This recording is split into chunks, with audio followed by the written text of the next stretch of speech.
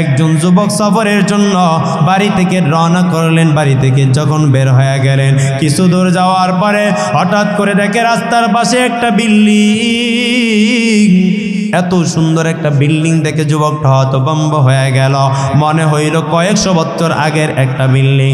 এই যুবকটা ওই জমানার মধ্যে তো সেলফি মারার জন্য কোনো বড় স্মার্টফোন ছিল না, কোনো ধরনের মোবাইল ছিল না, কোনো কিছু ছিল না। যুবকটা ওই রাস্তা দিয়ে যাওয়ার সময় বিল্ডিংটাকে একবার ডান দিকে একবার বাম দিকে বিভিন্ন দিকে ঘুরে ঘুরে ঘুরে ঘুরে এদিক সেদিক তাকায় তাকায় আপনার বিল্ডিংটা দিয়ে চোখ মেরে মেরে মেরে মেরে তাকায়। আর মনে মনে ভাবতেছে, আল্লাহ, কত বছর আগের বিল্ডিং মনে হয় তুমি এখানে তৈরি করে রেখেছ।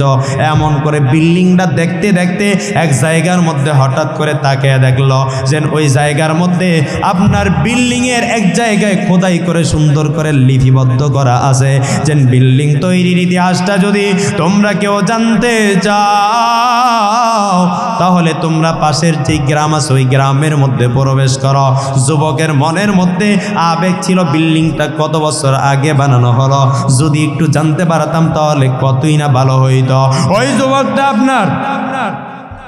যুবকটা আপনার হঠাৎ করে মনে মনে চিন্তা করলো, আয় আল্লাহ, বিল্ডিং তৈরির ইতিহাস মনে হয় এবার আমি জানতে পারো।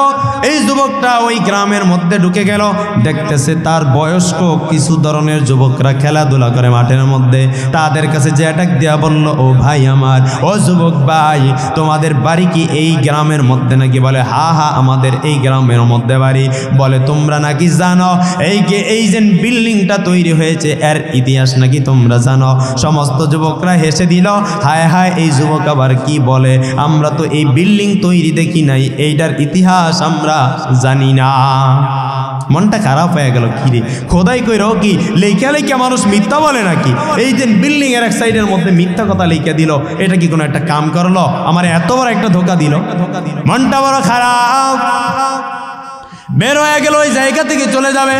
হঠাৎ দেখে একজন বৃদ্ধ, যেই বৃদ্ধর মাথা এবং হাঁটু দুইটা সমান হয়ে গেল, অর্থাৎ এত বৃদ্ধ হয়ে গেল যে ওই বৃদ্ধ ব্যক্তিটা আপনার চলতে পারে না, উঠতে পারে না, বসতে পারে না।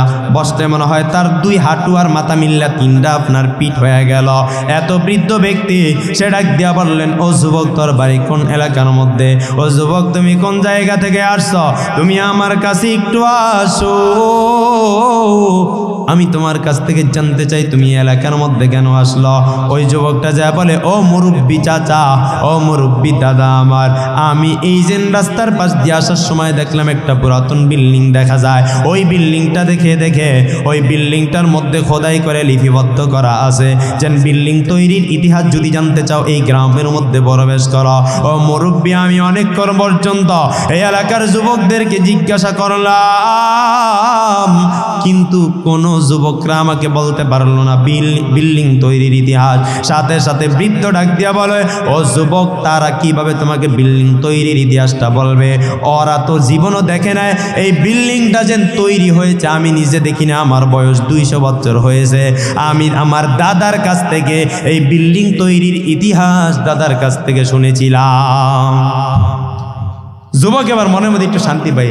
কামালউদ্দিন দামিরির হায়ওয়াতুল হায়ওয়ান নামক কিতাবের মধ্যে লেখা যে মানুষ বড় নেমো খারাপ, একটা কুকুর নেমো খারাপ না। বলতেছে তাহলে একটু স্বস্তি পাইলাম, বিল্ডিং তৈরির ইতিহাস মনে হয় জানতে পারবো। ডাক দিয়ে বললো, যুবক, ওই মেন রাস্তা থেকে তুমি যেন আমার এই গ্রাম পর্যন্ত আসলা, দুই পাশে যত জায়গা জমি দেখলা, এই জায়গা জমি ছিল একজন বড় জমিদারের। ওই জমিদারের অনেক মহাব্বতের অনেক আসবাবপত্র ছিল, অনেক জিনিস ছিল। এই জিনিসের মধ্যে উল্লেখযোগ্য তার একটা কুকুর ছিল। ওই কুকুরটা এই যে জমিদারকে কি পরিমাণ মহাব্বত করত তুমি জানো। এই যে কুকুরটা আছে, যখন জমিদার গোসলখানার মধ্যে চলে যাইত তখন কুকুরটা গোসলখানার সামনে দাঁড়িয়ে থাকতো। জমিদার যখন বিছানার মধ্যে ঘুমাইত কুকুর তখন তার চৌকির পাশে বসে থাকতো। সব সময় তাকে পাহারা দিত, সব সময় 24 ঘন্টা তার সাথে সাথে থাকতো, সব সময় তার সাথে ঘোরাফেরা করতো। সব সময় সে খাওয়ার পরে ওই জুটা খাবারগুলো তার থেকে নিয়ে খাইত। এই কুকুরটা তার মালিককে কি পরিমাণ মহব্বত করেছিল। হঠাৎ করে ওই জমিদারের একদিন একটা বিশাল বড় রাজ পরিবারের মধ্যে দাওয়াত চলে আসলো।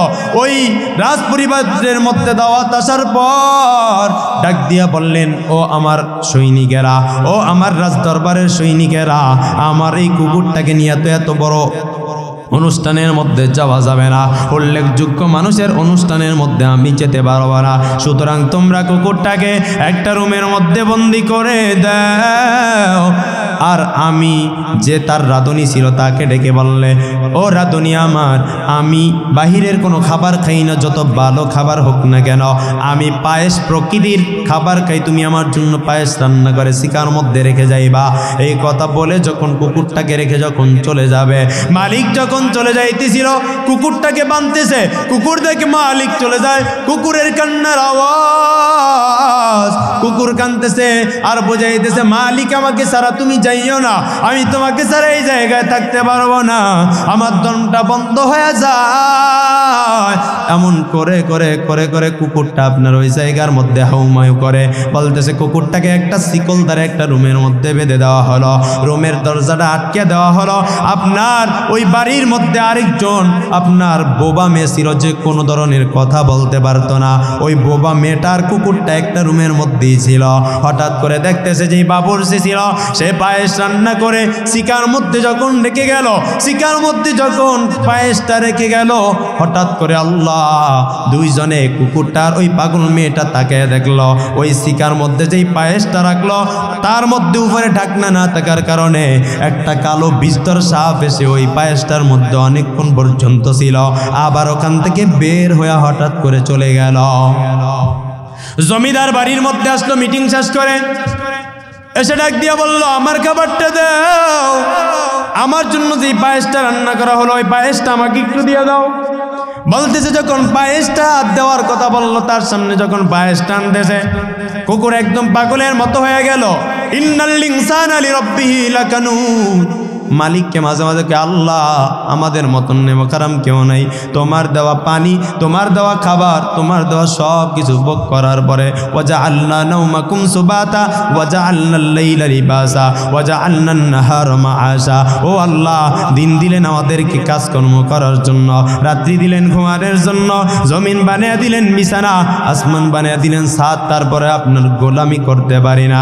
মাঝে মাঝে মালিককে নিয়ে ভাবি, মালিকের এই কুদরত নিয়ে ভাবি, তখন চোখের মধ্যে পানি এসে যায়। ও দয়ার মালিককে নিয়ে আপনার সামনে দাঁড়াবো। আপনারা ভালো করে শুনে নেন, ওই কুকুরটা আপনার মালিক যখন শিকার মধ্য থেকে খাবার নিয়ে তার সামনে নিল, কুকুরটা এবার পাগলের মতন হয়ে গেল। কুকুরটা তার জবান ধরে হাউমাউ করে কান্না শুরু করলো আর ডাক দিয়া বলো, মালিক তুমি এই খাবারের মধ্যে হাত দিও না, তুমি এই খাবারটা খাও না। কিন্তু মালিকের মেজাজটা অনেক গরম হয়ে গেল। ক্ষুধার্ত অবস্থায় মানুষের মেজাজটা একটু গরম থাকে কিনা বলে, হ্যাঁ থাকে না? গরম থাকার কারণে মালিক বলতেছে একটা লাঠি নিয়ে আসো, কুকুরটাকে একটু মাইর দেওয়া লাগবে। এই কুকুরটার পাশে যায়া মালিক বলতেছে, এটাকে এখন আমি মাইর দেব, এটা আমার খাবারের মধ্যে যদি কোনো ধরনের ডিস্টার্ব করে। আপনার যখন মালিক খাবারটা নিল, যখন খাবারের মধ্যে হাত দিবে, কুকুরের কল্লাটা ছিঁড়ে যায়। অনেক দূর থেকে আপনার শিকলটা টান লাগলো, পাও দ্বারা হঠাৎ করে লাথি মেরে আপনার এই তার পায়েসটাকে ফেলে দিল। আপনার মালিকের মেজাজটা বড় গরম হয়ে গেল। আমি ক্ষুধার্ত, আমি যেন পায়েসটা খাবো, তুই আমাকে পায়েসটা খাইতে দাও না। মালিক এই চিন্তা করে করে একটা লাঠির মাধ্যমে কুকুরটাকে অনেক বেশি মারধর করে রক্তাক্ত করে ফেলল। ডাক দিয়া বলল, ও আমার সৈনিকেরা, ও আমার রাজদরবারের যেই সমস্ত কাজের লোকেরা আছো, তোমরা এই শিকলটা করে দাও। কুকুরের পাও লেগেছে যেই খাদ্যে, ওই খাদ্যটা তো আমি আর খেতে পারবো না, এই কুকুরটাকে খেতে দাও। কুকুরটাকে যখন ছেড়ে দেওয়া হলো, কুকুর তো বোবা জিনিস বুঝতেছে না, মনে করছে আমার মালিক মনে হয় এই খাবারটা খাবে। সাথে সাথে কুকুর এসে ওই খাবারটার মধ্যে মুখটা লাগিয়ে দিল। মুখ লাগানোর পর মালিক হঠাৎ করে তাকে দেখে, আল্লাহ, কুকুরটা আস্তে আস্তে কেমন করে জানি দুর্বল হয়ে যাইতেছিল। দুর্বল হতে হতে হতে হতে হতে কুকুরটা জায়গায় পরে মারা গেল। এখন আপনার ওই ঘরের মধ্যে ওই পাগল মেয়েটা ছাড়া আর কেউই ছিল না। মালিক ডাক দিয়া বলতেছে, তুই আমাকে এবার বল এখানে কি কাহিনী হয়েছিল। পাগল মেয়েটা তার হাতের মাধ্যমে অঙ্গ ভঙ্গিমার মাধ্যমে বোঝাইতে চাইল, ও জমিদার আপনি আমার কথাটা শুনলেন না। আপনি যখন বাড়ি থেকে বিদায় নিয়ে গেলেন, আপনার জন্য পায়েস প্রকৃতির খাবার রান্না করার পর এই খাবারটা যখন এই জায়গার মধ্যে রেখে রেখে চলে গেল, এই জায়গার মধ্যে একটা বিষধর সাপ এসে এই খাবারটার মধ্যে বিষ মিশিয়ে দিল। আমি আর কুকুরটা অনেক চেষ্টা করলাম আপনাকে বাঁচানোর জন্য, আপনি ভুল বুঝলেন আর কুকুরটার উপরে আপনি আঘাত করে দিলেন। আপনি এই কুকুরটার শরীরের মধ্যে আঘাত করে রক্তাক্ত বানিয়ে ফেলাইলেন। ও মালিক, আপনি এই কুকুরটাকে আপনি মারলেন, অথচ এই কুকুরটা তার নিজের জীবনটা আপনাকে ভালোবেসে বেশে বেশে দিয়ে দিল। এই কাহিনীর পরে উপদেশ লিখেছেন কামাল উদ্দিন দামিরি লেখে, ও দুনিয়ার মানুষ নেমখারামের দল, তোমরা মালিকের নিয়ামত পাওয়ার পরে তোমরা অবাধ্যতা করো। আমি আপনাদের সম্মুখে আল্লাহ পাকের নাজিলকৃত আল কোরআনুল কারীমের 114টা সূরার 2 নম্বর সূরা সূরাতুল বাকারার 29 নম্বর আয়াতে কারিমা, আমার নবী আলাইহিস সালামের অসংখ্য হাদিসের মধ্য থেকে একটা হাদিসের কিতাব তামবিহুল খাওয়াতির একটা হাদিসের কিতাব, ওই কিতাবের 1 নম্বর খণ্ডের 131 নম্বর পৃষ্ঠা থেকে একটা হাদিস আপনাদের সম্মুখে আমি পাঠ করেছি। আয়াতে কারিমার মধ্যে আল্লাহ বলেন, হুয়াল্লাযী খালাকা লাকুম মা ফিল আরদি জামিআ, তিনি ওই সত্তা যিনি তোমাদের জন্য সৃষ্টি করেছেন, বানিয়েছেন মা ফিল আরদি জামিআ, দুনিয়ার মধ্যে জমিনের মধ্যে যত যা কিছু আছে সব কিছু আল্লাহ পাক তোমাদের জন্য সৃষ্টি করেছেন। সুম্মাস্তাওয়া ইলাস সামা, অতঃপর আল্লাহ মনোনিবেশ করেছেন আসমানের দিকে। সুম্মাস্তাওয়া ইলাস সামা ফাসাওয়াহুন্না সাবআ সামাওয়াত, এই আসমানগুলোকে এক স্তর একটার উপরে আল্লাহ পাক সাজাইছেন। ওয়া বিকুল্লি শাইইন আলিম, আল্লাহ প্রত্যেক জিনিসের ব্যাপারে জানেন। আমার পয়গম্বরের হাদিসের মধ্যে বলেন, আদ-দুনিয়া খুলিকাত লাকুম ওয়া আনতুম খুলিকতুম লিল আখিরাহ, হে দুনিয়ার মানুষ, আমি আল্লাহ পাক তোমাদেরকে বানাইছি আমি মালিকের জন্য, আর পৃথিবীর যত যা কিছু দেখো সব বানাইছি তোমাদের জন্য। কিসের জন্য? তোমাদের জন্য বানাইছি। আপনি দেখেন এই প্যান্ডেলটা আমি আসার পরে বানানো হয়েছে নাকি আমি আসার পূর্বে বানানো হয়েছে? কথা বলেন। আমি আসার পূর্বে বানানো হয়েছে। এই মাইকটা আমি আসার পর আনা হয়েছে নাকি এই মাইকটা আনছে আমি আসার পূর্বে? এই বলেন না, আমি আসার পূর্বে এই সোফাটা আনা হয়েছে এই মাহফিলটা হওয়ার আগে নাকি মাহফিলের প্যান্ডেল করার পরে? হ্যাঁ, প্যান্ডেলটা করার কি পরে এখানে সোফাটাকে আনা হয়েছে। কারণ কি? এখানে বসবেন বক্তা সাহেব, এখানে কথা বলবেন বক্তা সাহেব, এখানে বসবেন শ্রোতারা, এই জন্য প্যান্ডেলটা বানানো হয়েছে। আল্লাহ পাক বলেন, দুনিয়ার যত যা কিছু আছে সব কিছু আমি আল্লাহ তাআলা তোমাদের জন্য বানাইলাম। ও বান্দা, তোমাদেরকে দুনিয়াতে পাঠানোর আগে আমি আল্লাহ পাক সর্বপ্রথম পুরা পৃথিবী আসমান জমি সব কিছু তোমার জন্য বানাইলাম। এই আয়াতে কারিমা তাফসীরের মধ্যে বলেন, এই আয়াতের সুম্মাস্তাওয়া ইলাস সামা ফাসাওয়াহুন্না সাবআ সামাওয়াত, এই আয়াতের তাফসীরের মধ্য থেকে ফাতুল বারির 3 নম্বর খণ্ডের 141 নম্বর পৃষ্ঠার মধ্যে বলেন, অথবা 441 নম্বর পৃষ্ঠার মধ্যে বলেন, আল্লাহ পাক এই আসমান জমি সব কিছুকে 6 দিনে সৃষ্টি করেছেন। রবিবার থেকে আল্লাহ পাক জমিনকে সৃষ্টি করা শুরু করলেন। রবি এবং সোম 2 দিন আল্লাহ পাক জমিন বানাইলেন। মঙ্গল এবং বুধবার এই 2 দিন আল্লাহ পাক জমিনের যা কিছু আছে সব বানাইলেন। বৃহস্পতি এবং শুক্রবার আল্লাহ পাক রব্বুল আলামিন আসমানকে বানাইলেন।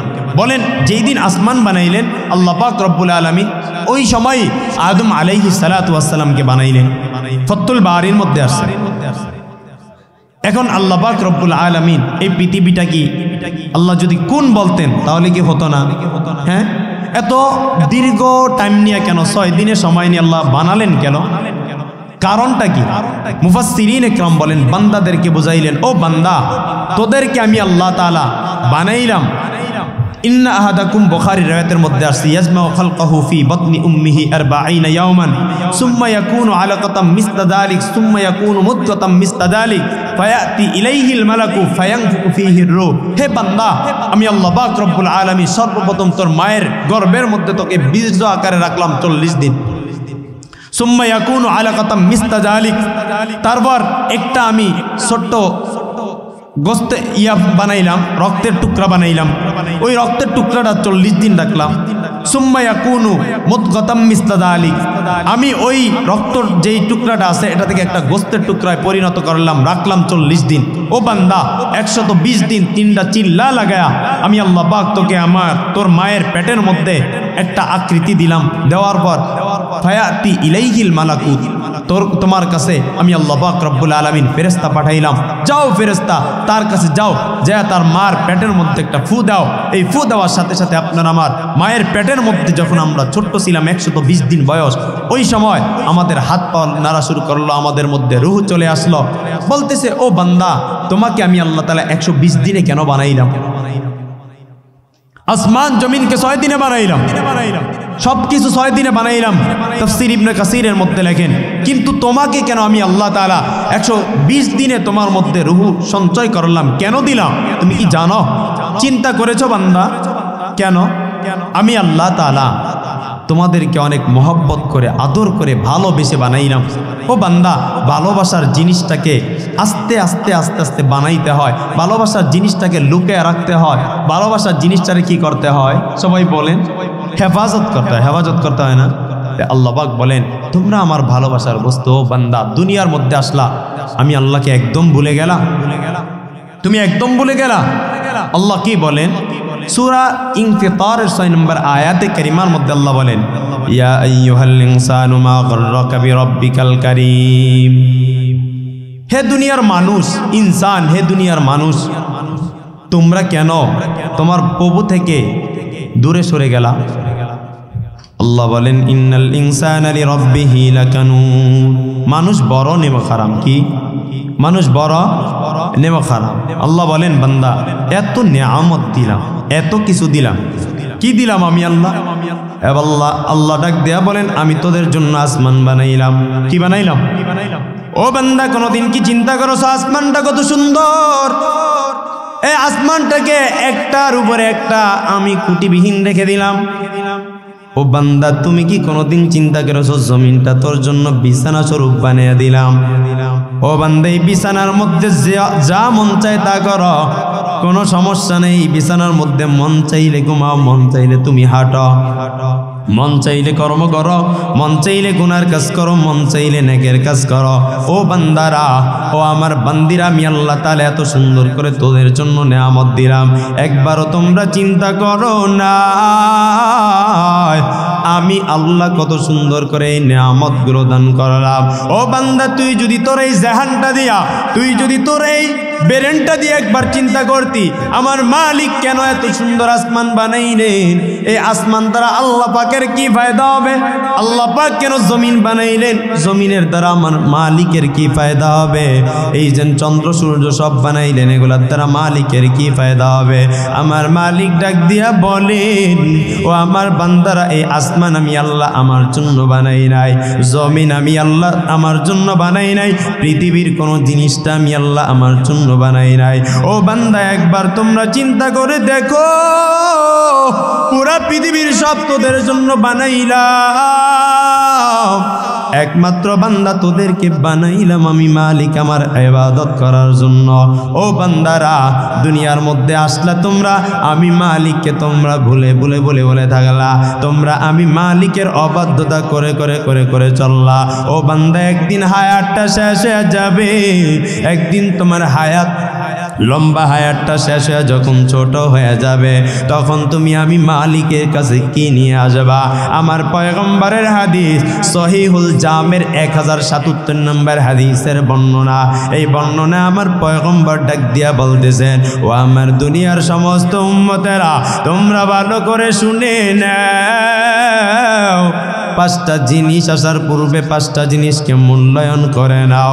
ইগতানিম খামসান ক্বাবলা খামসিন, শাবাবাকা ক্বাবলা হারামিক, ওয়া সিহহাতাকা ক্বাবলা মারাদিক, ওয়া গিনাআকা ক্বাবলা ফাকরিক, ওয়া ফারাগাকা ক্বাবলা শুগলিক, ওয়া হায়াতাকা ক্বাবলা মাউতিক। ও আমার বান্দারা, ও আমার বান্দিরা, 1 নম্বরে তোমরা তোমাদের হায়াতটাকে মূল্যায়ন করে নাও। এই হায়াতটা যেদিন শেষ হয়ে তোমার সামনে মৃত্যু চলে আসবে, তখন চিন্তা করো করবা। আমার আল্লাহ আমাকে যেন লম্বা হায়াতটা দিলে, আমি তো কোনো আমল করতে পারি নাই, মৃত্যুর আগ মুহূর্তে তওবা করবা, আমি আল্লাহ তোমার তওবাটাকে কবুল করে নিব না। ও আমতলী এলাকার যুবক ভাই, ও বৃদ্ধ বাবা, ও পর্দার অন্তরালের মা, কোন দিন জানি আপনার আমার মরণের ডাক এসে যায়, কোন দিন জানি আপনি আর আমি দুনিয়া থেকে বিদায় নিয়ে যায়। এই জন্য আমাদের যে ছোট্ট হায়াতটা, সে হায়াতটার মূল্যায়ন করে নেন। কারণ আমার পয়গম্বর বলেন, আমার উম্মতি মা বাইনা সিত্তিনা ইলা সাবঈন ওয়া আকাল্লুহুম মাইয়াজুজু যালিক। আমার উম্মতের গড় বয়স হলো 60 থেকে 70 বছর। কেউ 60 বছরে মারা যায়, কেউ 70 বছরের মধ্যে মারা যায়, কেউ 10 বছরে মারা যায়, কেউ 20 বছরে মারা যায়, কেউ 25 বছরের মধ্যে মারা যায়। ও বান্দারা, ও বান্দিরা, সেই জন্য তোমার লম্বা হায়াতটাকে মূল্যায়ন করে নাও। এই লম্বা হায়াত পাওয়ার পরে তোমরা আমি মালিকের বয়ন্তরে ঢুকে নাও। সহিহুল বুখারীর 6412 নম্বর হাদিসের বর্ণনা। আমার পয়গম্বর বলেন, ওয়াকাল রাসূলুল্লাহ সাল্লাল্লাহু আলাইহি ওয়া আলিহি ওয়াসাল্লাম, নি'মাতান মাকবুনুন ফীহিমা কাসীরুম মিনান নাস, আস-সিহহাতু ওয়াল ফারাগু। আমার পয়গম্বর বলেন, দুইটা জিনিসের মধ্যে দুনিয়ার সমস্ত মানুষ ক্ষতিগ্রস্ত। এই দুইটার মধ্যে এক নম্বরে হলো সুস্থতা, দ্বিতীয় নম্বরে হলো মানুষের অবসর সময়। ও বান্দারা, অবসর সময় পাইছো, জবান দ্বারা একবার সুবহানাল্লাহ বলো। অবসর সময় পাইছো, পারলে 2 রাকাত নামাজ তুমি পড়ো। অবসর সময় পাওয়ার পর আমার যুবক ভাইরা ফ্রি ফায়ার নিয়ে ব্যস্ত, আমার আম্মাজানরা স্মার্টফোনের মাধ্যমে ফেসবুক চালানে ব্যস্ত। কথা বলেন ঠিক কিনা? ঠিক আছে কিনা কথা? আমার যুবক ভাইরা ফ্রি ফায়ার খেলানোর মধ্যে ব্যস্ত, আম্মাজান ফেসবুক চালানোর মধ্যে ব্যস্ত বলতেছে, অথচ এই অবসর সময়টাকে তোমরা মূল্যায়ন করে করে করে করে চলো। হযরতে ঈসা আলাইহিস সালাতু ওয়াস সালামকে আল্লাহ পাক ডাক দিয়া বলেন, ও ঈসা পয়গম্বর, তোমার কাছে আমি মালিকের দেওয়া যত নিয়ামত আছে, এই নিয়ামতগুলোর মধ্য থেকে কোন নিয়ামতটা বড় উত্তম? ঈসা পয়গম্বর ডাক দিয়া বলেন, ও দয়ার মালিক, আপনি দুনিয়ার মধ্যে আমাকে যত রকমের সম্পদ দান করেছেন, আপনি দুনিয়াতে আমাকে যত ইজ্জত দান করেছেন, আপনি দুনিয়াতে আমাকে যত যা কিছু দান করেছেন, ও মালিক, আমার কাছে সবচেয়ে বড় নিয়ামত মনে হইল সুস্থতা। আমার কাছে সবচেয়ে বড় নিয়ামত সুস্থতা, তারা আর কিছুই নাই রে আল্লাহ। এই কথা ঈসা পয়গম্বর বলে মালিকের শুকরিয়া আদায় করলেন। ও আমতলী এলাকার যুবক ভাই, ও বৃদ্ধ বাবারা, আমার কিছুদিন পূর্বে পেটের মধ্যে ব্যথা হয়েছিল। আমি তখন বুঝতে পেরেছিলাম 14 দিন এক লাগাতার পেটের মধ্যে ব্যথা, কোনো জায়গায় ডাক্তার দেখানোর পরও ভালো হইতেছিল না। আমি মনে মনে ভাবলাম, মনে হয় অল্প দিনের মধ্যে দুনিয়ার মায়া ত্যাগ করে চলে যাব। ও আমার যুবক ভাই, আল্লাহ পাকের কাছে কত কান্না করেছি, কত চোখের পানি বালাইলাম। ওই সময় বুঝতে পারলাম, ও দয়ার মালিক, আসলে সুস্থতা হলো তোমার পক্ষ থেকে বড় একটা নিয়ামত। সুস্থ থাকা অবস্থায় আমি ইসমাইল ভালো করে তোমার জন্য 2 রাকাত নামাজ বেশি পড়ি নাই, শুধু অবাধ্যতা করেছি, গুনার কাজ করেছি, কত তোমার অবাধ্যতা করে করে চলেছি রে আল্লাহ। আজকে আপনি আমাকে অসুস্থ বানিয়ে দিলেন, এখন আমি বারবার জবান দ্বারা আল্লাহ আল্লাহ আল্লাহ তোমার নাম নিতেছি। ও দয়ার মালিক, বারবার মান্নত করেছি, সুস্থ হইলে 10,000 বার দুরূদ শরীফ পড়ব। ও আল্লাহ, সুস্থ হইলে আমি 1 খতম কোরআন তেলাওয়াত করব। ও যুবক ভাইরা, এই সুস্থ থাকার পরেও আপনি এশারের নামাজ পড়েন না, ফজর পড়েন না, জোহর পড়েন না, আসর পড়েন না, ঘুমাইয়া কাজা করেছো ফজর, তখনও জাগনি, যখনও জোহর, খেলায় খেলায় কেটেছে আসর, মাগরিবের শুনিয়া যান, এখনো এর সাথে হাওরে শামিল, এখনো এর সাথে আসে স্থান, বাজিছে দামামা বাদেরে আমামা, শির উঁচু করি মুসলমান, দাওয়াত এসেছে নয়া জামানার ভাঙ্গা কিল্লা উড়ে নিশান। মুসলমানদের কি অবস্থা! হাই যুবক, তুমি আর আমি এই যে ফেসবুক নিয়া, তুমি আর আমি এই গেমস নিয়া, তুমি আর আমি গুনাহের মধ্যে মগ্ন থাকার কারণে আউল ফাউল বাউল্লা আমার পয়গম্বরকে, আল্লাহকে আমাকে গালি দেয়, এই সমস্ত আউল ফাউল বাউলদেরকে আমি গালি দেওয়ার মতন সাহস আমরা করে দিয়েছি। কথা বলেন ঠিক কিনা? যদি আমরা বাঘের মতন সিংহের মতন গর্জে উঠতাম, আমরা যদি মোহাম্মদ বিন কাসেম, তারেক বিন জিহাদ, সালাউদ্দিন আইয়ুবী, খালিদ বিন ওয়ালিদের মতন গর্জে উঠতাম, আজকে দেখলাম ব্রাহ্মণবাড়িয়ার মধ্যে আল্লাহ পাকের আল কোরআনুল কারীমকে আগুন দিয়া জ্বালায়া, আবার ওই আগুন দিয়া জ্বালানোর পরও ওইটার উপর থেকে লাথি মারতেছেন। আউযুবিল্লাহ বলেন। আজকে আপনার আমার শরীরের রক্ত গরম না হওয়ার কারণে মুসলিমরা জায়গায় জায়গায় নির্যাতিত, ইসলাম নির্যাতিত, এমনকি হিন্দুদের মাধ্যমে, বৌদ্ধদের মাধ্যমে, খ্রিস্টানদের মাধ্যমে, নাসারাদের মাধ্যমে আমাদের মুসলিম বোনরা নির্যাতিত, অপমানিত, লাঞ্ছিত। কথা বলেন ঠিক কিনা? আপনার মেয়েটাকে, আপনার সন্তানটাকে আপনি হাই স্কুলে পড়ান, ভার্সিটির মধ্যে পড়ান, কলেজের মধ্যে আপনার মেয়েটাকে পড়াইতেছেন, পরে স্মার্টফোন হাতের মধ্যে দিয়ে দিলেন, ও মা যাও তুমি ওখানে পড়ালেখা করো, মাসে কত টাকা চাও, আমি দিব, এই স্বাধীনতা আপনি দিলেন।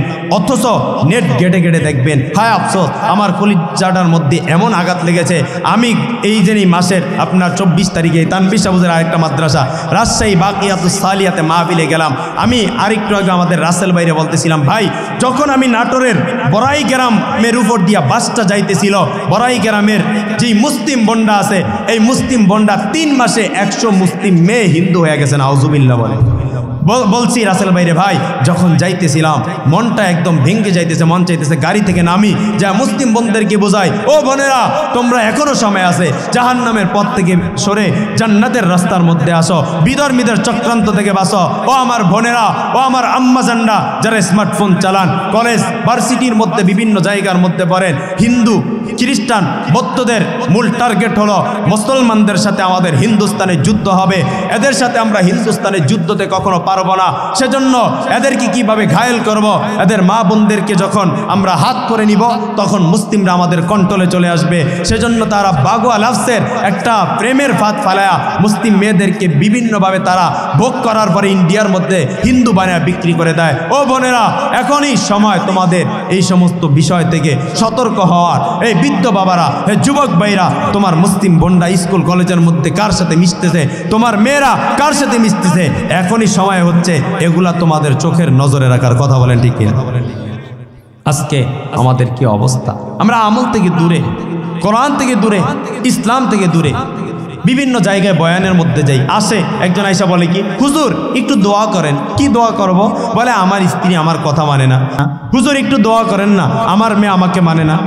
মেম্বার সাহেব বলে, হুজুর আমার ওয়ার্ডের মধ্যে যেই সমস্ত মানুষ আছে তারা তো আমার কথা মানে না। তা আমি বলছি আপনার কথা কিভাবে মানবো? আপনি কি আল্লাহ পাককে মানেন? আপনি আল্লাহ পাককে মানেন? মানেন না।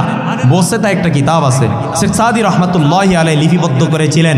আরবের সবচেয়ে বড় কবি শেখ সাদি রহমাতুল্লাহি আলাইহি, পারস্যের কবি শেখ সাদি রহমাতুল্লাহ আলাইহি, উনি লেখেন যেন কে দিদা মজআর সায়রু দেবার কে পেশা মদম্বর পালুঙ্গে সওয়ার চুনাহাল জওহাল বরমন্নে শাস কে তরসিদানম পায়ে রফতান বাবাস তাবাসসুম কুনা দস্তে বর লবকে কে সাদি মদর ইচে দিদি শেগব তো हम गर्दन सुख में दावर मफीज के गर्दन नफीसा जे हुक्मे तुई।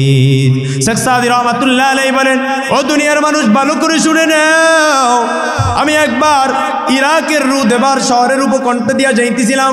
হঠাৎ করে আমি যখন ওই বাজারের মধ্যে দিয়া, বিশাল বড় শহরের মধ্যে দিয়া যখন রওনা হয়ে গেলাম, ওই জায়গা দিয়া রওনা হওয়ার পর হঠাৎ আমি দেখতেছিলাম একজন ব্যক্তি কে পেশা মদম্বর পালঙ্গে সওয়ার চুনাহাল জওহাল বরমান্নে শাস কে তরসিদানম পায়ে রফতান বাবাস। আমি দেখতেছি একজন বৃদ্ধ, মাথার মধ্যে তার পাগড়ি ভরা, শরীরের মধ্যে অনেক বড় জুব্বা, আর সেই ব্যক্তি একটা সিংহের পিঠের মধ্যে বসে রইল। আমি শেখ সাদি দূর থেকে তার দিকে তাকায় রইলাম, আর আমি হতভম্ব হয়ে গেলাম। ওই মুরব্বী ব্যক্তিটা হঠাৎ করে ওনার নজরটা যখন আমি শেখ সাদি চেহারার উপর পড়ে গেল, আমি শেখ সাদি চেহারার মধ্যে পড়ার পর হঠাৎ ডাক দিয়া বলেন, ও বাচ্চা দন, ও শেখ সাদি তুমি কেন হতভম্ব হয়ে আমার দিকে তাকিয়ে রইলা? শেখ সাদি ডাক দিয়া বলেন, ও মহৎ ব্যক্তি, আপনি কেমন একজন বুজুর্গ আল্লাহওয়ালা, আপনার মাথার মধ্যে টুপি, পাগড়ি, আপনার শরীরের মধ্যে জুব্বা, আপনার শরীরের মধ্যে এত বড় জুব্বা, আপনি একটা সিংহের পিঠের মধ্যে বসে বসে সওয়ার হয়ে আসতেছিলেন, আপনার হাতের মধ্যে লাঠি, ওই লাঠিটা হলো একটা বিশাল বড় সাপ, আপনি এত বড় মহৎ গুণ কিভাবে অর্জন করেছেন? সাথে সাথে ওই ব্যক্তি ডাক দিয়ে বলতেছেন, একটু হেসে দিলেন, তাবাসসুম কুনা দস্তে বড় লব গেরে বলতেছে, ওই ব্যক্তি আমার দিকে তাকায় একটু মুস্কি হেসে দিলেন, হেসে দিয়ে আমাকে বললেন, ও শেখ সাদি, তুমি সামান্য আমি এই সিংহের পিঠের মধ্যে বসার কারণে তুমি এমন আশ্চর্যান্বিত হয়ে গেলা। ও শেখ সাদি, ভালো করে শুনে নাও, আমি তোমাকে একটা টিপস দিতেছি, আমি তোমাকে একটা আমল শিক্ষা দিতেছি। তো হাম করদানা সুকমে দাওয়ার মফিজ কে করদান নফিচা যে হুকমে তুই। ও শেখ সাদি, তুই ভালো করে শুনে না, তুই যদি আমার মালিকের গোলাম হও, আমার মালিককে ভালোবাসো, মহব্বত করো, আমার মালিকের জন্য যদি তুই পাগল হইতে পারো, আমার মালিকের ভালোবাসা নিয়া 5 ওয়াক্ত নামাজ যদি তুই আদায় করতে পারো, আমার মালিক যেটা জায়েজ বলেছে ওই জায়েজ কাজটা যদি তুমি করতে পারো, যাহা থেকে তোমাকে বাধা দিয়েছে তা থেকে দূরে দূরে থাকতে পারো। ও শেখ সাদি, আমি তোমাকে বলতেছি, পুরা পৃথিবী আল্লাহ তোমার গোলাম বানিয়ে দিবেন। ও শেখ সাদি, তুমি মনে করেছ আমি সিংহের পিঠের মধ্যে বসলাম? ও শেখ সাদি, না না, আল্লাহ পাক রব্বুল আলামিনকে আমি সন্তুষ্ট করার জন্য কত রাত্র আমি ঘুমাই নাই, শেষ রাতে আমি উঠে গেলাম, ওয়ামিনাল লাইলি ফাতাহাজ্জাত বিহি নাফিলাতাল লাক, আমি রাতের শেষ অংশে উঠে উঠে মালিকের দরবারে তাহাজ্জুদ পড়লাম। আসা আইয়াবাআতাকা রাব্বুকা মাকামান মাহমুদা, আল্লাহ তাআলা আমাকে প্রশংসনীয় একটা জায়গার মধ্যে মালিক আমাকে উঠিয়ে দিল। ও শেখ সাদি, তুই ভালো করে শুনে নাও, তুমি যদি মালিকের গোলাম হও, তোমার ওয়ার্ডের মধ্যে যত ধরনের তোমার যেই সমস্ত জনগণ আছে তারা তোমাকে খাঁটি মেম্বার হিসাবে তোমার কথা মেনে নিবে। ও চেয়ারম্যান সাহেবেরা, ভালো করে শুনে নেন, আপনি যদি ভালো কোনো ব্যক্তি হতে পারেন, আপনি যদি মালিকের গোলামি করতে পারেন, তাহলে আমার মালিক আল্লাহ আপনাকে, আপনার যেই সমস্ত ইউনিয়নের মধ্যে জনগণ থাকবে, এই জনগণগুলোকে আপনার আনুগত্য বানিয়ে দিবে।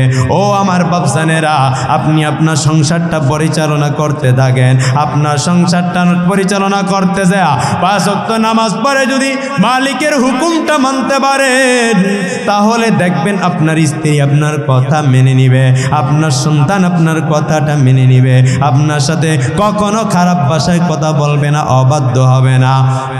আপনাদেরকে আমি বলি, বিভিন্ন জায়গার মধ্যে যাওয়ার পর বলে, হুজুর আমি একজন সরকারি চাকরিজীবী, আমার দাড়িগুলো পেকে গেল, আমার সন্তান, আমার স্ত্রী, আত্মীয় স্বজন যারা আছে, আমি যখন মাস শেষে বেতনটা পাই, ও হুজুর আমার বেতনটা তাহারা ভাগ করে করে নিয়ে যায়, আমার পকেটের মধ্যে 500টা টাকাও থাকে না যেন আমি একটু নাস্তা খাবো। ও যুবক ভাইরা, ও বৃদ্ধ বাবাজিরা, ওই ব্যক্তিকে আমি ডাক দিয়া বললাম, ও মুরব্বী, আপনার পকেটে 500 টাকা না থাকার পিছনে মূল কারণ কি আপনি জানেন? আপনি মালিককে মানেন নাই। মালিককে মেনে মেনে যদি সন্তানগুলোকে দিন শিক্ষা দিতেন, আপনার সন্তানগুলোকে যদি নীতি নৈতিকতা, আদব, শিষ্টাচার শিক্ষা দিতেন, তাহলে আপনার সন্তান পকেট থেকে টাকা নিয়ে যাইতো না। আপনার স্ত্রীকে যদি শুরু থেকে কন্ট্রোলের মধ্যে রাখতেন, মালিকের গোলামি করতেন, তাহলে স্ত্রী আপনার অবাধ্যতা হতো না। ও যুবক বৃদ্ধ বাবারা, এই জন্য আপনাদের কাছে অনুরোধ, মালিকের ইবাদত বেশি বেশি করেন। ও যুবক ভাইরা, আর ঘুমানোর সময় নেই, আর কত ঘুমাইবেন? আলাম ইয়ানিল্লাযীনা আমানু আন তাকশা কুলুবুহুম লিযিকরিল্লাহ, আর কত ঘুমাইবেন, আর কত ঘুমিয়ে যাইবেন? আপনারা সবাই জানেন, অস্ট্রেলিয়ার মধ্যে একজন যুবক ছিল, যার নাম ছিল আলী বানাত। কি নাম বলেন? কি নাম ছিল? আলী বানাত। কে আল্লাহ, মুসলিম যুবক, ও যুবক ভাই, দিলের কান দিয়ে শুনে নেন, নেটের মধ্যে চার্জ দিবেন বাড়ির মধ্যে যায়। ওই আলী বানাত কি আল্লাহ কোটি কোটি মিলিয়ন বিলিয়ন টাকার মালিক বানিয়ে দিলেন।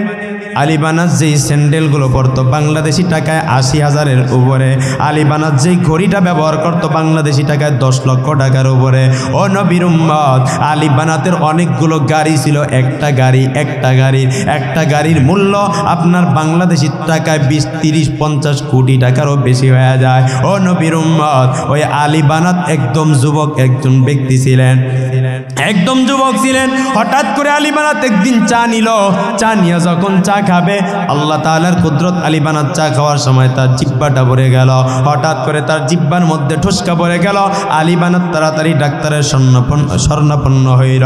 ওই ডাক দিয়া বলল, ও ডাক্তার সাহেব, আপনি একটু আমার চিকিৎসা করেন। তাকে দেখেন আমার জিহ্বার মধ্যে কেমন জানি একটা ঠোসা পড়ে গেল, আপনি একটু আমার চিকিৎসা করে দেন।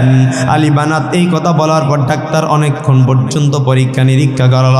পরীক্ষা নিরীক্ষা করে দেখে আলী বানাতের আপনার ক্যান্সার নামক রোগ হয়ে গেল। ক্যান্সার নামক রোগ হওয়ার পর আলী বানাতকে ডাক দিয়া বললেন, ও যুবক আলী বানাত, তোমার হায়াতটা তো আল্লাহ তাআলা অল্প বয়সে কমাইয়া দিল, তুমি তো আর বেশি দিন দুনিয়ার মধ্যে বেঁচে থাকতে পারবা না, তুমি তো অল্প সময়ের মধ্যে মারা যাইবা, তোমার তো হায়াতটা একদম শেষ হয়ে গেল। আলী বানাত ডাক দিয়া বলেন, ডাক্তার, আমি আর কতদিন দুনিয়ার মধ্যে বেঁচে থাকবো, আপনি একটু আমাকে জানাইয়া দেন। ডাক দিয়া বলেন, তুমি দুনিয়ার মধ্যে 3টা মাস বেঁচে থাকবা, অথবা 6 মাস তুমি দুনিয়ার মধ্যে বেঁচে থাকবা। আপনারা এখানে যাহারা রয়েছেন, আপনাদের কাছে আমার প্রশ্ন, যদি আপনি জানতে পারেন 1 মাস পরে আপনি দুনিয়া থেকে বিদায় নেবেন, আপনার কি খাওয়া দাওয়া চলবে, নাকি আপনি নিজেই মরার আগে মরে যাবেন? কথা বলেন না কেন? মরার আগে কি হয়ে যাবে? মারা যাবে। দেন হায় রে, আমি তো 1 মাসের পরে মারা যাব, আর তো আমার এখন আর ইয়া করার সময় নেই, আমি এখন আর কি করবো না, আমি এখন আর খাবার দাবার খাইব না, আমার ছেলে সন্তানেরও দরকার নাই, জায়গা জমিন অর্থ সম্পদ কোনো কিছুর দরকার নাই, আমি দিনটা 24 ঘন্টা তসবিহ নিয়া মসজিদের মধ্যে বয়া সুবহানাল্লাহ সুবহানাল্লাহ জপতে থাকি। হ্যাঁ, এটাই তো থাকবে না আমাদের অন্তরের মধ্যে ওই সময়? দুনিয়ার কোনো খবর থাকবে না, 1 মাস পরে মারা যাব। আলী বানাত জানতে পারলেন, আমি মাত্র 6 মাস পর এই দুনিয়ার মায়া ত্যাগ করে অন্ধকার কবরের মধ্যে চলে যাব। ও যুবক, যখন এইটা আলী বানাত জানলো, আলী বানাত বাড়ির মধ্যে এসে চিন্তা করলেন, এই জীবনে আমি এমন কোনো গুনাহের কাজ নাই যে কাজটা আমি করি, এমন কোনো গুনাহের কাজ নেই যা আমি করি নাই, এমন কোনো অবাধ্যতার মালিকের অবাধ্যতার কাজ নাই করি নাই। না না, আর করা যাবে না, এখনই সময়, আমি মারা যাব। আমার মিলিয়ন বিলিয়ন টাকার মাধ্যমে আমি সম্পদশালী একজন ব্যক্তি, আমি মিলিয়ন বিলিয়ন টাকার মাধ্যমে আমি মালিকের সন্তুষ্টি অর্জন করব। আমি দুনিয়াতে এমন একটা বালাখানা করে যাব যার মাধ্যমে আমার মৃত্যুর পরে, আমার মরণের পরে আল্লাহ পাক কবরে সওয়াব পাঠিয়ে দিবে। আলী বানাত মালিকের কাছে খাসভাবে তওবাতান নাসুহা একনিষ্ঠ তওবা করলো, ডাক দিয়া বলে, ও দয়ার মালিক আল্লাহ, আপনি আমার জিন্দেগীর সমস্ত গুনাহগুলো মাফ করে দাও।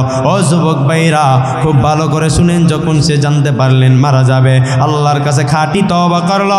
তার যত সম্পদ ছিল, যত ধন সম্পদ ছিল, মালিকের রাস্তার মধ্যে সমস্ত ধন সম্পদ দান করে দিল। এমনকি তার সম্পদের মাধ্যমে ইউতুফিয়ার অসহায় মুসলমানরা, যারা খাবার পায় না, যারা পানি পায় না, যাদের বড় কষ্ট, যারা দিন-রাত 24 ঘন্টা ক্ষুধার্ত, অনেক কষ্টের মধ্যে থাকে, পোশাক নাই, আশাক নাই, শীতের মধ্যে কষ্ট পায়, এই ইউতুফিয়ার এই যে কালো কালো ছোট ছোট বাচ্চাদের জন্য একটা বালাখানা বানিয়ে দিল। ডাক দিয়া বলেন, ও ইউতুফিয়ার মানুষেরা, তোমরা আমার এই বালাখানার মধ্য থেকে তোমরা খাবার দাবার খাইবা, বিনা পয়সায় খাবার খাইবা। আলী বানাত এই যে মালিকের রাস্তার মধ্যে তার সমস্ত ধন সম্পদকে আপনার দান করার কারণে সম্ভবত আল্লাহ তাআলা 3 মাসের জায়গায় আল্লাহ তাকে আরো 2 বছর হায়াত আল্লাহ বাড়াইয়া দিল। চিন্তা করছেন আপনি? ও যুবক, এখন আপনি আর আমি দিন থেকে, ইসলাম থেকে দূরে, এই ওয়াজ এখন আমি করতেছি, এক কান দিয়া ঢোকে আরেক কান দিয়া বের হয়, কারণ আমি বক্তাই আমল করি না, আমি বক্তার মধ্যে আমল নাই, চিল্লাইতে আসি ফজরের নামাজ আমি পড়ি না, তাহলে আমার সামনে যারা শ্রোতা আছে তাদের মধ্যে কিভাবে আমল করব? আমি নিজে চিন্তা করি, রাত্রে বয়ান করে যদি ফজর না পড়ি তাহলে কি বয়ান করলাম? হায় আফসোস। ও আমার যুবক ভাইরা, ও বৃদ্ধ বাবারা, ও পর্দার অন্তরালের মারা, সব দিক থেকে মুসলমানদেরকে চাপা চাপা ধরার জন্য সবাই আসতেছে, সব দিক থেকে আসতেছে। আর আপনার আমার হায়াতটা তো একদম ছোট। আমার পয়গম্বর আলাইহিস সালাতু ওয়াস সালামের হাদিস, আপনার তিরমিজি শরীফের আপনার 2329 নম্বর হাদিসের বর্ণনা। এই বর্ণনার মধ্যে আমার পয়গম্বরকে এক সাহাবী আরবিয়ুন, একজন আরবি ব্যক্তি বেদুইন সাহাবী আসলো, এসে ডাক দিয়া বলল, ও পয়গম্বর, আমাদের মানুষদের মধ্যে কোন মানুষটা সবচেয়ে বড় উত্তম, কোন মানুষটা সবচেয়ে বড় ভালো, একটু জানিয়ে দেন। আমার পয়গম্বর ডাক দিয়া বলতেছেন, মান তালা উমরুহু, যেই ব্যক্তির হায়াতটা অনেক লম্বা হবে, ওয়া হাসুনা আমালুহু, এবং যার আমলটা সুন্দর হয়ে যাবে, ওই ব্যক্তি তোমাদের মধ্যে সর্বশ্রেষ্ঠ ব্যক্তি। ও যুবকেরা, এখনই সময় আমল যদি করতে পারেন, এখনই সময় আপনি যদি মালিকের ভয় অন্তরে নিতে পারেন, তাহলে আমার মালিক আপনাকে পুরা পৃথিবীর গোলাম বানিয়ে দিবেন। এত সুন্দর আসমান জমিন সব কিছু আল্লাহ দান করলেন। আমরা এই মাত্র খাবার খেয়ে আসলাম, আল্লাহ কত রকমের নিয়ামত দান করলেন। আল্লাহ ডাক দিয়া বলেন, বান্দা, আমি আল্লাহকে খোঁজার জন্য তোমার বিভিন্ন জায়গায় গবেষণা করা লাগবে না। ওয়াফি আনফুসিকুম আফালা তুবসিরুন, ও বান্দা নিজের দিকে তাকাইয়া দেখ। ও বান্দা, কত সুন্দর করে আমি 5টা আঙ্গুল দিলাম, এই 5টা আঙ্গুলের দিকে তুই একটু ভালো করে তাকাইয়া দেখো। এই 5টা আঙ্গুলের মধ্যে আমি আল্লাহ আল্লাহ আল্লাহর নামটা লেখা আছে। তোমরা কি জানো? আপনারা জানেন না, আল্লাহ লিখতে গেলে সর্বপ্রথম একটা আলিফ দেওয়া লাগে, তারপর 2টা লাম, তারপরে শেষে একটা হা দেওয়া লাগে, তখন আল্লাহ শব্দ হয়। আল্লাহ ডাক দিয়া বলেন, বান্দা, তোর হাতের মধ্যে আমি আল্লাহ, তাকে দেখেন, এই যে আপনার ছোট্ট যেই আঙ্গুলটা, সেটা হলো আমার আলিফ, তারপরে হলো লাম, তারপরে হলো লাম, এইটা দ্বারা একটা হা বানিয়ে দিলেন, এটা একটা আল্লাহর আকৃতি হয়ে গেল। ও যুবকেরা, ও বৃদ্ধ বাবারা, আল্লাহ আরো আমাদের কত কাছে আছে আপনি জানেননি? আপনার হাতের মধ্যে, ডান হাতের মধ্যে যে একটা লেখার চিহ্ন দেখতেছেন, এই চিহ্নটা হলো আরবিতে 18, এই হাতে যেইটা আছে এটা হলো 21। আপনাদের থেকে আমি জানতে চাই, 18 আর 21 মিলে কত হয়? বলেন, হ্যাঁ, 18 আর 81 মিলে কত হয়? 18 আর 81 মিলে 99 হয়। আল্লাহ বলেন, বান্দা, তোর আঙ্গুলের মধ্যে আমার জাতি নাম হলো আল্লাহ। ও বান্দা, তোর হাতের মধ্যে যেই লেখা দিলাম, এই লেখার মধ্যে 99 নাম, এই 99 নাম হলো আমি মালিকের সেবতী নাম। ও বান্দা, আমার টোকানের জন্য, খোঁজার জন্য কোনো জায়গায় যাওয়া লাগবে না। ও বান্দা, একটু বসে বসে বসে বসে চিন্তা করে নাও, যেন আল্লাহ পাক রব্বুল আলামিন আমাদেরকে তৌফিক দিলেন, একটা ছোট্ট গাছ নিয়ে আমরা বপন করলাম, অথবা একটা আমের বড়া নিয়ে জমিনের মধ্যে লাগিয়ে দিলাম, এখান থেকে গাছ উঠে গেল। এই গাছটা আস্তে আস্তে আস্তে আস্তে মোটা হইতে এই গাছটার মধ্য থেকে ফুল বের হলো, সেখান থেকে সুস্বাদু আম বের হলো। কত নিয়ামত আল্লাহ তাআলা দান করলেন। এই গাছের মধ্যে দিয়া কি কোনোদিন চিনি ঢুকিয়া দিছেন নাকি? এই গাছের মধ্য দিয়া কোনোদিন আপনি মিষ্টি জাতীয় কোনো কিছু ঢুকিয়া দিছেন নাকি? আল্লাহ ডাক দিয়া বলেন, ও বান্দা, কোনো কিছু তুমি ঢুকাইয়া দাও না। কত সুন্দর পাকা পাকা আম তোমাকে আমি আল্লাহ দিলাম। ও বান্দা, আমটাকে আমি ওই যে থোকনার মধ্যে রেখেছি, এই আমটাকে তোর জন্য মিষ্টি বানিয়ে দিলাম। মিষ্টি কিভাবে হয় তোমরা কি জানো? সূর্যের আলোর মাধ্যমে আমি আল্লাহ প্রত্যেকটা ফলের মধ্যে রং দিয়া দেই, আর যেন তোমরা এই ফলটাকে মিষ্টি বানাইয়া দিব, তুমি যেন খাবে, সেজন্য আমি আল্লাহ পাক চন্দ্রের আলো মেরে দেই। চন্দ্রের আলো যখন ফলের মধ্যে পড়ে, ফলটা অনেক মিষ্টি সুস্বাদু হয়ে যায়। ও যুবকেরা, ও বৃদ্ধ বাবা, এই নেয়ামতগুলো আল্লাহ আমাদেরকে দিছে কি দেয় না? আজ কেন পৃথিবীটা লাগে এত সুন্দর, সে কোন রূপকারে সাজালো এ চরাচর, সে কোন রূপকারে সাজালো এ চরাচর। আজ কেন পৃথিবীটা লাগে এত সুন্দর, সে কোন রূপকারে সাজালো এ চরাচর, সে কোন রূপকারে সাজালো এ চরাচর। চারিদিকে নবরূপে করে ধরা ঝলমল, সেই রূপ দেখে হয় আখিদয় সুশীতল, আখিদয় সুশীতল, আখিদয় সুশীতল। কেটে গেছে কুৎসিত নিশীতের অতি প্রহরে, সে কোন রূপকারে সাজালো এ চরাচরে, সে কোন রূপকারে সাজালো এ চরাচর। বনে বনে ফুটে ফুল করে পাখি কলরব, চারিদিকে কেন এত আয়োজন উৎসব, আয়োজন উৎসব, আয়োজন উৎসব। গুঞ্জনে মুখরিত গোটা মরু প্রান্তর, এসে কোন রূপকারে সাজালো এ চরাচর, এসে কোন রূপকারে সাজালো এ চরাচর। কথা বলেন ঠিক কিনা? আল্লাহ পাক কত সুন্দর আসমান জমিন আল্লাহ আমাদের জন্য বানাইলেন, কিন্তু আল্লাহ কি বলেন, এত নেয়ামত দেওয়ার পর তোমরা কত বড় নেমক হারাম জানো? আমার আলোচনা শেষ পর্যায়ে সম্মানিত হাজিরিন আর একটু বসি, বলে তোমরা কত বড় নেমক হারাম জানো? ইন্নাল ইনসানা লিরাব্বিহি লাকানুত। ও বান্দা, তোমরা বড় নেমক হারাম, তোমরা আমি মালিকের ইবাদত ভালোভাবে করো না, তোমরা আমি মালিককে ভালোভাবে তোমরা মেনে মেনে চলো না। ও বান্দা, তোকে খাওয়ার জন্য এত ভিটামিন ফল দিলাম, এত খাদ্য দিলাম, এত কিছু দিলাম, তুই আমি মালিকের নেয়ামতের শুকরিয়া আদায় করে 5 ওয়াক্ত নামাজ পড়ো না। অথচ তোর বাড়ির কাছে যেই একটা কুকুর আছে, ওই কুকুরটা যদি তুমি লালন পালন করো, তোমার বাড়ির মধ্যে একটা কুকুরকে যদি তুমি লালন পালন করো, যখন তুমি বাজার থেকে 10টায় বাড়ির মধ্যে যাইবা, 10টার সময় বাড়ির মধ্যে যখন তুমি চলে যাইবা, তখন দেখবা যে কুকুরটা মালিক যাওয়ার সাথে সাথে যেই জায়গার মধ্যে শুয়ে রইল, ওই জায়গা থেকে দৌড়ায়া দৌড়ায়া তোমার কাছে এসে হাউমাউ করবে।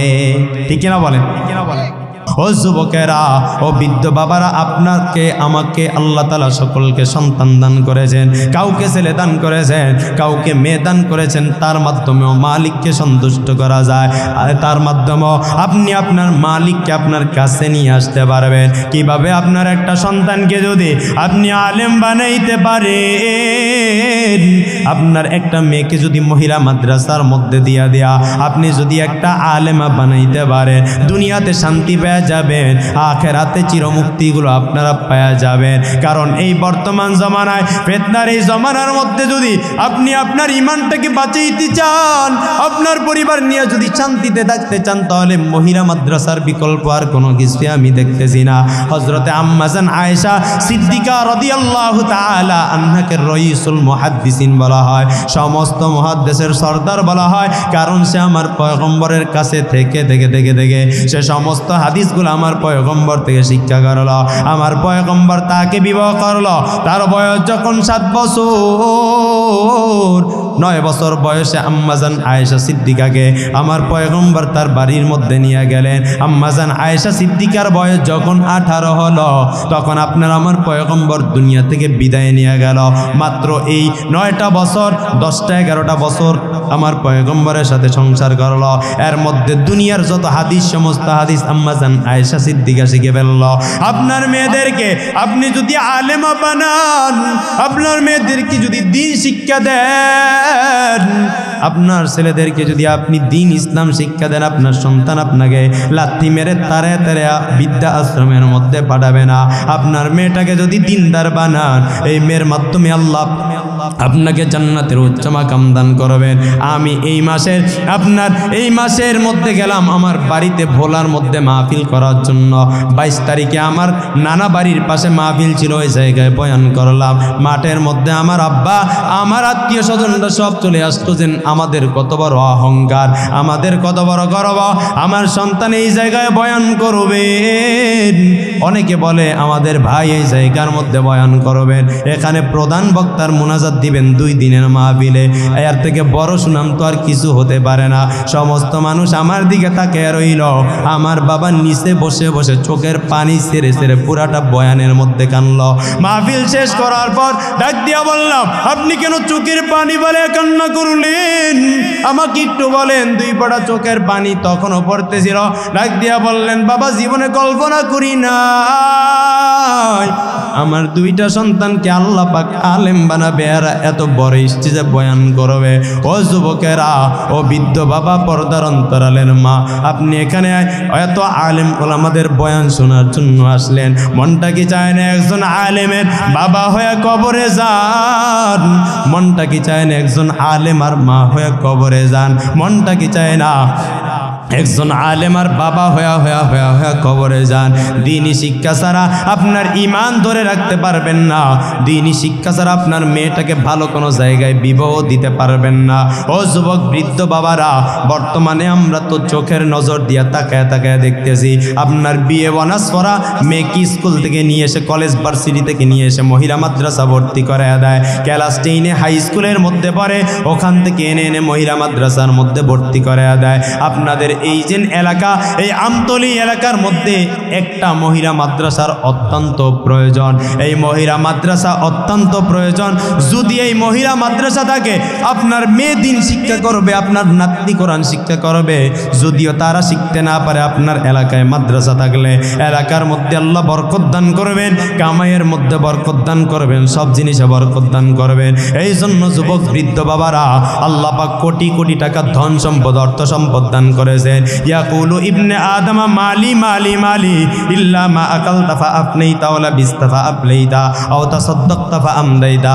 বনি আদম বলেন, আমার মাল আমার মাল আমার মাল আমার মাল আমার মাল করে করে বনি আদমরা চিল্লায়। আমার পয়গম্বর বলেন, না না, কোনো কিছুই তোমার মাল নয়।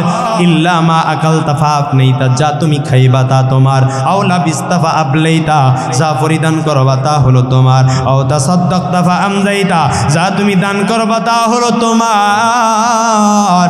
আমি মাঝে মাঝে আমার চশমাটাকে খুলে খুলে ছাত্রীদেরকে দেখাই, ও আমার ছাত্ররা, ও আমার ছাত্রীরা, আমার এত একটা পাতলা একটা চশমা আমি চোখের মধ্যে পরি। আজকে যদি আমি মারা যাই, এত মহাব্বতের চশমাটাও আমার সাথে অন্ধকার কবরের মধ্যে যাবে না। আমার টুপিটা আমার সাথে অন্ধকার কবরে যাবে না। কোনো জিনিস আমার সাথে অন্ধকার কবরের মধ্যে যাবে না। শুধু যাবে আমার নেক আমল, শুধু যাবে আমি কি আমল করলাম সেগুলো। আপনার আমি তো কোনো আমল করতে পারি নাই। এখানে আমতলীর ধনাঢ্য ব্যক্তিরা আছেন, অনেক যুবক ভাই আছেন, বৃদ্ধ বাবা আছেন, অনেক টাকা ইনকাম করেন। বেশি কিছু চাবো না, আপনাদের কাছ থেকে 100 বস্তা সিমেন্ট আমি চাই।